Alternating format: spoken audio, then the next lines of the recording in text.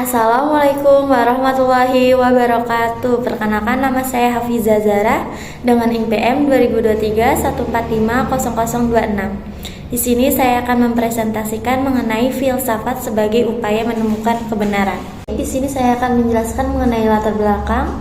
Manusia senantiasa penasaran terhadap cita-cita hidup ini. Yang hendak diraih adalah kebenaran hidup. Manusia merupakan makhluk yang berakal budi yang selalu ingin mengejar kebenarannya.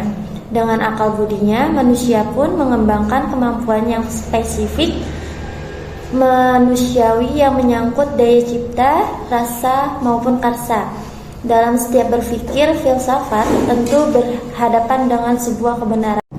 Selanjutnya saya akan mempresentasikan mengenai manusia dan pencari kebenarannya. Manusia selalu berusaha memperoleh pengetahuan yang benar atau secara singkat dapat disebut sebagai kebenarannya.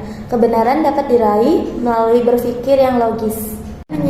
Cara menemukan atau menyimpulkan kebenaran yang pertamanya itu penemuan secara kebetulan, dan yang keduanya itu penemuan kebenaran dengan cara coba-coba atau ralat, dan yang ketiganya itu penemuan melalui berpikir kritis atau rasional.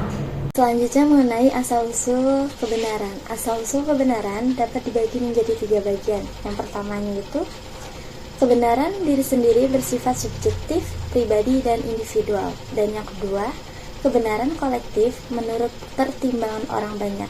Dan yang ketiga, kebenaran ilahi, kebenaran berasal dari Tuhan. Selanjutnya mengenai karakteristik kebenaran. Karakteristik kebenaran terbagi menjadi 4 bagian. Yang pertamanya itu universal, dan yang keduanya itu mutlak, dan yang ketiga manusiawi, dan yang keempatnya itu ilmiah. Di sini saya akan menjelaskan mengenai karakteristik yang pertama, yaitu universal, yaitu kebenaran yang berlaku di semua tempat dan waktu tanpa terpengaruh oleh konteks atau budaya tertentu. Contohnya itu prinsip-prinsip moral dasar seperti larangan membunuh yang berlaku di seluruh dunia. Dan yang kedua yaitu karakteristik mutlak, kebenaran yang tidak dapat dikompromikan atau diubah-ubah. Contohnya itu hukum alam seperti hukum gravitasi yang berlaku secara konsisten di seluruh alam ini semesta. Dan yang ketiganya itu karakteristik manusiawi, kebenarannya yang dipahami atau diterima dan dipelajari oleh manusia. Ini mencakup pengetahuan yang diperoleh melalui pengalaman, penelitian, atau refleksi. Contohnya itu teori-teori dalam ilmu pengetahuan seperti teori evolusi dan Charles Darwin. Selanjutnya yang keempat, yaitu karakteristik ilmiah, kebenaran yang diperoleh melalui metode ilmiah yang sistematis, terdokumentasi, dan dapat direproduksi. Contohnya itu teori gravitasi Newton yang telah diuji dan terverifikasi melalui metode ilmiah. Selanjutnya mengenai teori kebenaran. Adapun teori kebenarannya itu yang pertama, kebenaran koresensi. Menurut teori ini, kebenaran suatu pernyataan tergantung pada sejauh mana pernyataan tersebut konsisten atau sesuai dengan pernyataan lain dalam suatu sistem keyakinan atau pengetahuannya.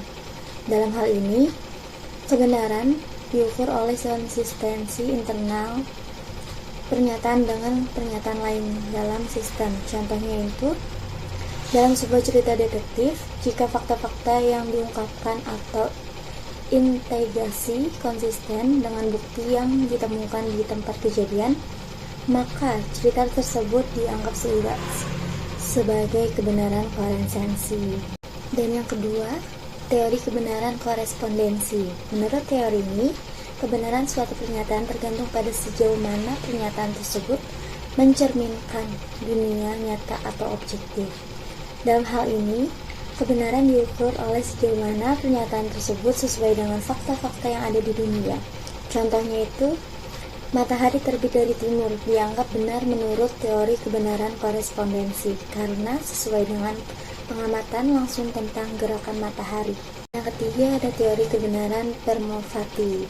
Teori ini menekankan bahwa kebenaran ditentukan oleh hasil yang berguna atau efektif yang dihasilkan oleh penerapan atau keyakinan atau pernyataan dalam praktik atau kehidupan sehari-hari.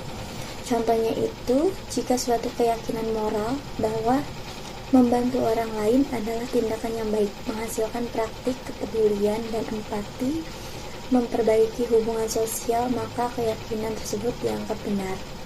Selanjutnya, untuk mengenai kesimpulan dari kesimpulan yang saya dapat, yaitu filsafat sebagai upaya menemukan kebenaran bukanlah tujuan akhir dirinya sendiri, tetapi merupakan proses yang berkelanjutan dan penting dalam pengembangan pemahaman manusia tentang dunia dan diri mereka sendiri. Sekian presentasi dari saya, kurang lebihnya mohon maaf. Wabillahi taufiq wal hidayah. Wassalamualaikum warahmatullahi wabarakatuh. Terima kasih.